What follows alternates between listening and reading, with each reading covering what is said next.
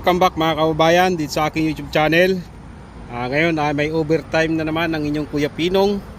Kahit tatlong oras pwede na. Isang GPS, mga hindi pa nakakaalam, 3 oras magre-record sa satellite. At ito ay bagong GPS na naman yung ipinapa-record sa satellite ng boss ko. Yan, meron pang plastic. New model is Spectra. Medyo matagal i-set up to mga kabayan dahil i-connect ko pa siya sa tablet saka sa cellphone para makapag-record sa satellite. Set up ko na. Ayan, nakakonik sa tablet. Ayan yung setup niya. Tapos nakakonik sa cellphone din, yung pinaka internet niya. Tapos ito, nakakonik na siya sa satellite. Ito na yung GPS. Nakakonik na yan sa satellite at nag-uumpisa na yan mag-record 3 hours. Yun yung overtime ko. Ang gagawin ko dyan ay babantayan ko lang kasi baka magalaw yan ng mga gumagala dito ng mga pusa. Maraming pusa dito mga kabayan. Ayan ang overtime ko dito mga kabayan. Ayan, magbabantay lang ako ng 3 hours. Tapos i-off ko yan. Yun, tapos uwi na sa bahay. Ito na, upo-upo na lang tayo habang naghihintay ng 3 oras hanggang alas 9 ako dito ngayon. At ito yung babantayan ko lang ngayon. Ito yung overtime sa company ng boss ko. Wala kaming overtime sa mga hindi pa nakakaalam. Wala kaming overtime sa loob ng company. At dito lang kami pinag-overtime sa labas. Pagkatapos ng trabaho sa loob ng company, kapag merong GPS na bago or ni-repair na kailangan mag-record sa satellite, ayun, yun yung overtime namin. At pasortihan din mga kabayan, kung merong GPS na bago or repair, doon lang kami makakapag-overtime. At hindi dire-diretso ang overtime sa company ng boss ko, paminsan-minsan lang. At doon sa mga subscribers ko na nandito na sa South Korea, kumusta naman ng inyong trabaho? Kumusta naman ng inyong overtime? Dami kong nababasa ngayon, ang dami kong nababalitaan ngayon na ang daming nagpaparelease. Marami na ng release, lalo pang dadami. Wala. Doon sa mga nagbabalak mag-apply dito sa South Korea, mga kabayan, ay ang masasabi ko lang sa inyo, hindi porkit sinabing Korea ay maganda na. Bihirang company lang dito sa South Korea ang may magaan na trabaho.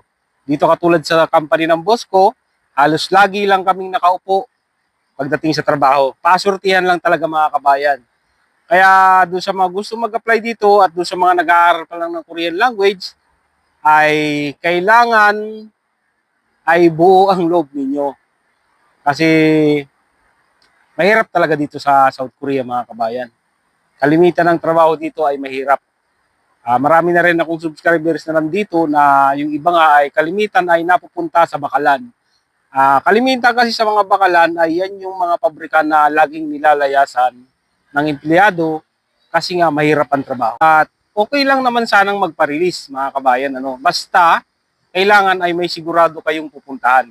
Pero kung magpaparelease kayo sa company at wala kayong siguradong pupuntahan, eh mahirap yun mga kabayan. Ang tawag doon ay set up. Set up ang tawag doon. Diba? Dito sa company ng boss ko, ako yung kakilala ninyo.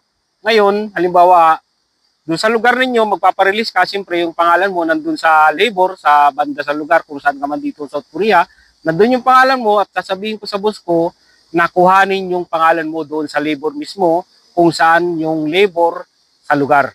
Yun, ganun yun.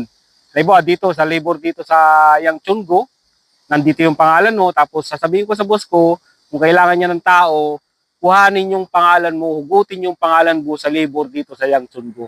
Ganun yun. Tapos, yun naman may isang kababayan tayo na nagsabi na marami na rin kasing nagsasabi sa akin na yung iba kamag-anak ko, tapos yung iba yung subscribers ko sa YouTube, nasabi kung pwede raw ba sila dito sa company ng boss ko, parang ibig sabihin nila nakuhanin ko sila para magtrabaho dito. Sorry mga kabayan, pero hindi pwede yung ganun dito. Kahit pumasa ka na sa EPS topic exam, na may approval ka na, waiting ka ng employer at ang pangalan mo ay nandito na sa labor dito sa South Korea, hindi pa rin maaari. Hindi kasi mga kabayan pumapayag ang labor dito na kukuhanin yung hugot-hugot. Hindi pwede sa kanila yun.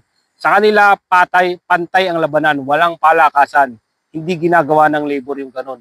Kung maaaring may pumuntang employer sa labor dito para kumuha ng tao, magbibigay sila ng pangalan. Pero yung sasabihin ng employer na kukuhanin ko yung ganitong pangalan ay hindi mangyayari mga kabayan. Bawal yun sa labor dito. Hindi pumapayag ang labor dito ng ganun. Kaya doon sa mga subscribers ko na nandiyan sa Pilipinas na nag-aaral pa ng Korean language, ay magtiyaga na lang kayo sa pag-aaral. At dumaan na lang tayo sa tamang proseso kasi hindi talaga pwede yung mga hugot-hugot dito. Kung tutuusin mga kabayan, may isang pamangkin pa akong waiting ng employer. Kung tutuusin, kung pwede yung hugot-hugot, matagal ko nang nakuha yung pamangkin ko. Wala tayong magagawa, ganun talaga. Maganda nga yung ganun para patas ang laban, walang palakasan.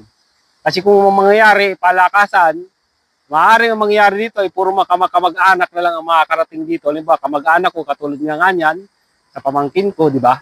Kaya mas maganda yung ginagawa ng labor para patas ang laban. Isang kababayan naman natin na nagtanong, sabi niya, ilang taon kayo sir nung nagtrabaho dyan? Tapos ilang taon ka na ngayon? 35 kasi ako at mag-a-apply pa lang.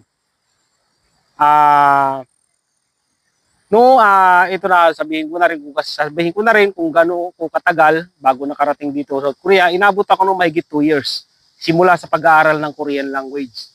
Nag-aaral ako ng Korean language ay 2015. Tapos na-select ako ng employer ay 38 years old na ako. Di ba? Mahigit 1 taon na ako naghintay ng employer. 38 years old nang nagka-employer ako at nakarating ako dito sa South Korea ay 38 years old, 2017. Diba?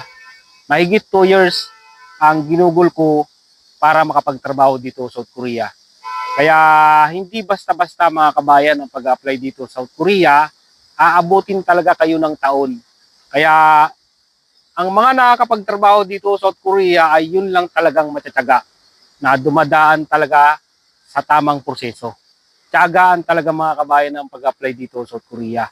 At kung kayo naman ay hindi matyaga at naiinipin kayo, gusto nyo agad makaalis, pwede naman kayo mag-apply ng Taiwan, Japan, o Middle East, di ba? At ang pagkakaiba nga lang dito sa South Korea, siyempre malaki ang sweldo dito. Yung hirap ng trabaho dito, tapos yung tagal bago makarating dito, ay may kapalit naman yun. Mas mataas naman talaga ang sweldo dito kaysa dun sa Japan, Taiwan, di ba? Middle East. Malaki ang pagkakaiba. Lalong-lalo na kapag may overtime. Yung iba dito, sumusweldo ng linis na. 150K, ganyan. Paswertehan pa rin. Kung halimbawa mapupuntahan yung company dito sa South Korea ay puro overtime, ay sasahod talaga kayo ng malaki. Katulad nitong isang subscribers ko, 9 to 9 lagi ang kanilang schedule sa trabaho. Diba? Sumusweldo siya ng lumilinis ng 3 million won. So, di ba? 120,000 pesos. Laki. Yung iba dito, yung iba nga dito, humihigit pa sila 200K eh. Linis na. Kaya nakadepende pa rin sa company. Pero kahit naman walang overtime, ayos naman. Dito katulad sa company ng boss ko, paminsan-minsan lang yung overtime namin. At sumisweldo naman ako lagi ng 90K. Linis na. Pwede na yun. Malaki na talaga yun. Kahit sumildo ka lang dito, walang overtime, kahit sabihin natin 70K, napakalaki na nun. Hindi na natin kayang kitahin sa Pilipinas.